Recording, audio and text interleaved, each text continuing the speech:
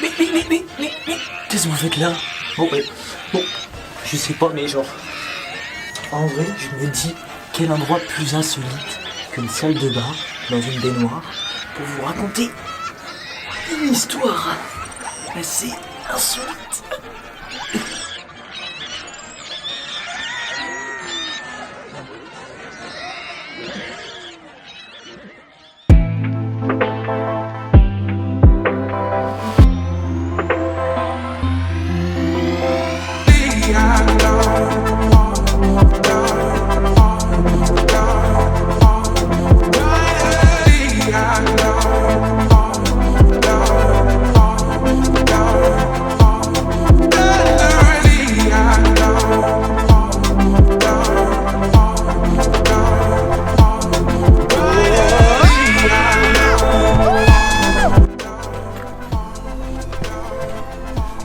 Bon, ben, j'ai pas fait le ménage, hein, vous m'en voulez pas.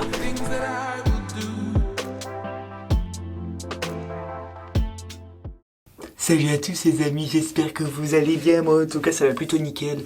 Bah oui, comme vous voyez, je suis dans ma salle de bain, dans ma baignoire, assis, par terre.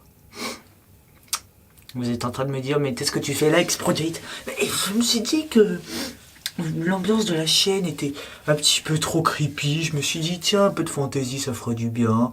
Donc je me suis dit, bah tiens, quel lieu abandonné, quel lieu insolite je pourrais vous faire visiter. Je me suis dit, bah tiens, la baignoire. Ça serait pas mal comme idée, ça. Non, plus sérieusement, aujourd'hui je suis là pour vous expliquer une histoire qui s'est passée dans une demeure ou dans laquelle on était allé. Et sur lequel en fait il nous est arrivé une petite histoire. Et je pense que ça aurait été bien de la mettre dans cette vidéo là, mais malheureusement c'est arrivé bien après. Et il y a eu des trucs entre temps aussi. Bon, en gros, je vais vous expliquer très simplement. En gros je vais vous expliquer dans la vidéo tout simple, voilà. Bon, en gros j'étais avec le mapping Urbex, donc vous savez, il y avait Léonard, en gros, on était avec le mapping Urbex, donc mes potes d'Urbex. Donc là, cette fois-ci, il y avait Léonard, Rémi et Lucas, que vous connaissez pas encore. C'est Lucas, je vous mets le lien, comme d'habitude, tous les liens des comptes Instagram dans la description. Et donc en gros, là, on partait pour faire une petite maison, un truc, voilà, on devait faire la Villa Dora. Et au final, la Villa Dora était complètement vide. Donc comment dire qu'on était assez dégoûtés parce qu'on avait vu des images, c'était un truc de fou. Donc du coup on a compensé, on avait fait une piscine à l'abandon que vous pouvez retrouver sur mon compte Instagram. Et je vais vous mettre une image là maintenant. Et on a compensé aussi et voilà. Donc et ensuite on a décidé, on était en train de se dire bon où est-ce qu'on va? Est-ce qu'on redescend directement direction Bordeaux ou est-ce qu'on monte un peu plus haut pour visiter un autre château, un autre grand château? Et au final on s'est décidé et on a décidé d'aller dans ce grand château. Sauf qu'au final il nous est arrivé certains problèmes. Donc on a fait 1 heure de route pour aller jusqu'à là-bas. Donc voilà, donc pour vous dire que c'était déjà assez chaud parce qu'on avait déjà fait 50 minutes de route, donc ça faisait à peu près 2 heures, on avait fait à peu près 2 heures de route dans la journée. Et en gros on est allé là-bas, on est arrivé sur place et on a trouvé porte close, donc c'est à dire que il y avait plus d'entrée, il y avait plus rien. On a fait 2 fois le tour pour au final que on s'arrête à un moment, je leur dis regardez il y a peut-être un passage par ici, par là. On regarde, mais il n'y en avait pas de passage. On se retourne face à la colline qu'il y avait et on voit une bagnole de gendarmerie arriver en fait au final. Et je commence à voir mes potes qui commencent à courir, 2 potes à moi qui commencent à courir. Donc c'était Léonard et Lucas. Et ils commençaient à courir. Et je voyais la gendarmerie qui commençait à courir aussi pour nous attraper du coup. Et du coup je leur ai dit les gars ne courez pas, ça sert à rien, on va plus se mettre dans la merde qu'autre chose. Donc ils se sont arrêtés, j'ai levé les mains en l'air pour leur dire comme ça, pour leur dire bon on se stoppe, on vous attend. Ils sont arrivés, ils nous ont dit bon les gars vous débarrassez vos sacs, on videz tout, vos poches, trucs, machin, vous déposez les téléphones à terre. Bon, vous déposez tout à terre et puis on vous fouille. Donc du coup ils nous ont fait une fouille de tous les sacs. Ils nous ont pas fait de fouille corporelle. J'étais étonné qu'ils fassent pas de fouille corporelle. Et ils étaient 3, donc il y avait une fille, un gendarme, enfin une fille gendarme, un monsieur gendarme et je pense le gendarme, le chef de gendarme, en gros, le chef de l'équipe, voilà, le chef de l'équipe de cette équipe-là, du coup, qui était plutôt sympa, et je voyais qu'il y avait la fille, comme ça, avec l'arme, qui était, je sais pas moi, elle avait genre 35 ans, un truc comme ça, ou 30 ans, un truc dans le genre. Elle était comme ça, elle était gavée, genre elle était vénère, enfin elle était pas vénère, mais elle souriait pas et tout, ils avaient tous les masques, à part le mec, le chef, du coup. Et ils nous ont dit, bon ben les gars, vous savez que vous n'avez pas le droit d'être sur la propriété. On lui a dit, bah oui, c'est un peu d'indiscipline, on sait ce qu'on doit faire et ce qu'on ne doit pas faire. Donc du coup, ils nous ont dit, bon ben on va appeler la propriétaire, il va venir, il va arriver.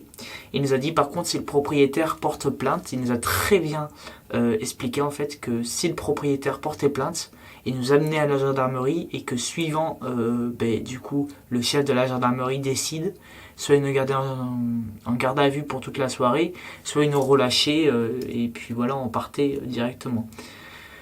Dans tous les cas, on allait finir à la gendarmerie si le propriétaire décidait de porter plainte.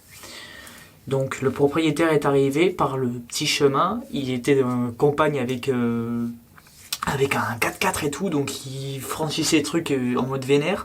J'ai regardé les gars, j'ai dit bon mais les gars, je crois qu'on est dans la merde. Et au final, le propriétaire est arrivé. Il est allé voir directement le gendarme, il est parlé avec lui pendant au moins 10 minutes. Il est revenu vers nous avec le propriétaire. Bon, il nous a dit, bon ben les gars, le propriétaire porte pas plainte. Donc on a eu extrêmement beaucoup de chance. Et du coup, on a parlé pendant au moins 30 minutes avec le propriétaire, les gendarmes et tout. Et au final, la gendarmerie nous a dit, bon, ben les gars, le propriétaire ne porte pas plainte. Nous, on ne retient rien contre vous, à part que vous aurez pas de casier judiciaire, parce que du coup, on n'a pas été en garde à vue. Mais vous serez inscrit sur la fiche comme quoi vous êtes rentré sur une propriété privée, ce qui est logique. Et du coup, le propriétaire nous a dit que il allait nous faire visiter le château à nous, sans l'illégalité. Donc voilà, donc du coup on a visité pendant 2 heures avec lui, même pas une infime partie du château, tellement il est grand. Donc c'est pour ça que je vous donne pas en même temps de photos. Je vous donnerai peut-être une photo, un truc comme ça dans le genre, parce que je sais qu'il est très connu maintenant dans le monde du l'urbex. Donc dans tous les cas, dans cette vidéo vous aurez pas le nom, parce que j'ai pas envie de dire le nom, tout simplement. Et vous aurez peut-être une photo qui apparaîtra là maintenant. Et puis voilà, hein. Donc du coup il nous a fait visiter, on a compris, on a une certaine histoire du lieu que personne n'a dans l'exploration, parce que on est les seuls à qui il a fait véritablement explorer le château. Donc on sait qu'il a appartenu depuis 1785 à cette famille, il n'a pas changé de famille depuis. Et du coup il y a eu beaucoup de monde qui sont passés dedans, et voilà. Je vous dirai pas plus parce que j'ai envie de garder ça secret quand même, hein. Et on a même tous dans l'équipe le numéro du propriétaire pour qu'on leur rappelle. Il nous a dit, là on est au mois de janvier, on est au début janvier pour vous dire. Il nous a dit oui, bon bonjour. Il nous a dit oui, bon les gars, vous m'appelez. Et puis vous venez quand vous voulez, vous m'appelez et on se fait un rencard, on se fait une nuit dans le château et tout. Enfin, un truc de fou malade. Du coup, voilà. C'était la petite anecdote et la petite vidéo du dimanche, parce que voilà, c'est la reprise des vidéos du dimanche du coup, et donc voilà. Bon, du coup j'espère que cette petite vidéo insolite dans une baignoire vous aura plu. Je sais, c'est pas le lieu pour raconter ces genres d'histoires, mais j'avais pas d'autre idée. En plus il fait pas beau dehors, donc je me suis dit bon tiens, en plus il y a du bruit là-bas dans les chambres de de ma mère, donc du coup vu que ma chambre est juste à côté, on entend que, et là au moins je suis bien à l'abri, donc voilà. Donc j'espère que cette vidéo vous aura plu, n'hésitez pas j'espère que cette vidéo vous aura plu, n'hésitez pas à vous abonner, de partager la chaîne YouTube et d'activer les notifications relatives à la chaîne. C'était X-Project, faites attention à vous, et quand vous pouvez, essayez d'être dans la légalité. C'était X-Project, à la prochaine, à plus. Bon, c'est vrai qu'après analyse des images, ça fait un peu penser à un porno japonais, hein.